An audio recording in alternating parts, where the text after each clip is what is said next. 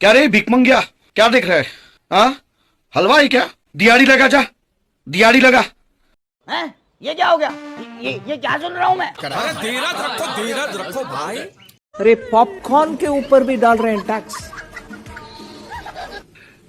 मैं मीडिया से हाथ जोड़कर रिक्वेस्ट करती हूँ, कोई आंख बंद करके टैक्स लगाते भी नहीं है और आंख बंद करके हटाते भी नहीं है। पॉपकॉर्न के ऊपर टैक्स पृष्ठभूमि आपके सामने रखना चाहिए।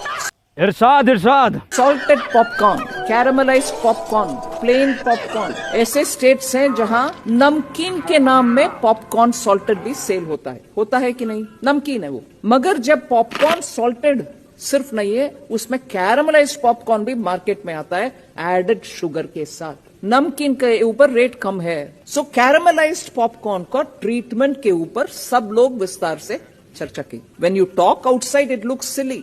अरे पॉपकॉर्न के ऊपर इतना चर्चा चाहिए क्या? पॉपकॉर्न का ट्रीटमेंट में जब तक वो नमकीन है, सॉल्टेड है, मसाला एडेड है, चटपटा मसाला है, चिली पाउडर है, कुछ हो, सब 5% है, am I right? But when it has added caramelized sugar it is no longer namkeen, इसीलिए उसका रेट अलग है। विषय को समझकर प्लीज जितने भी आपके मीडिया के द्वारा स्प्रेड करना है करिए।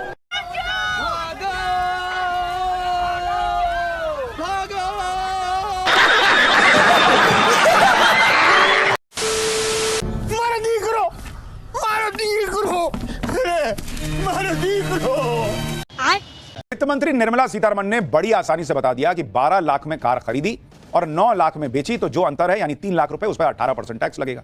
लेकिन ये इतना भी सीधा और सरल नहीं है कि आपने खरीदा कितने में? 6 लाख में, बेचा कितने में? 1 लाख में। अंतर कितना हुआ दोनों के बीच? अंतर 5 लाख का हुआ। यानी आप 5 लाख रुपए के नुकसान पर कार को ऑलरेडी बेच रहे हैं। 6 लाख में खरीदे, 1 लाख में बेच रहे हैं, तो 5 लाख तो कमी हो गया। अब सरकार कह रही है कि ये जो डिफरेंस है 5 लाख का, इस पे 18% तुम टैक्स भरो, बेच रहे हो तो। पब्लिक कह रही है कि ऐसे ही हम नुकसान में बेच रहे हैं, अब उस पर 18% टैक्स, यानी 5 लाख का आप 18% निकालिएगा, 5 लाख का 18%, तो वो कितना बैठेगा बॉस? 90,000 रुपया। 90,000 रुपया में टैक्स चला जाएगा सरकार को। 1 लाख रुपया में गाड़ी बेचे, 90,000 सरकार को दे देंगे, तो 10,000 रुपया बचेगा।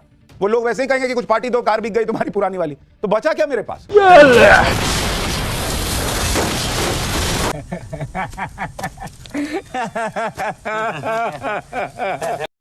गब्बर सिंह टैक्स का एक और बार आया। अब अगली बार पिक्चर देखने जाइएगा तो पॉपकॉर्न पर 18% जीएसटी देना होगा। यही नहीं, पुरानी कार पर भी अब 18% जीएसटी देना होगा। हो सकता है संसद के अगले सत्र में कोई ये कहे, मैं तो पॉपकॉर्न खाती नहीं, या मैं तो चमचमाती सरकारी गाड़ियों से चलती हूं, मुझे पुरानी नई गाड़ी का क्या लेना देना।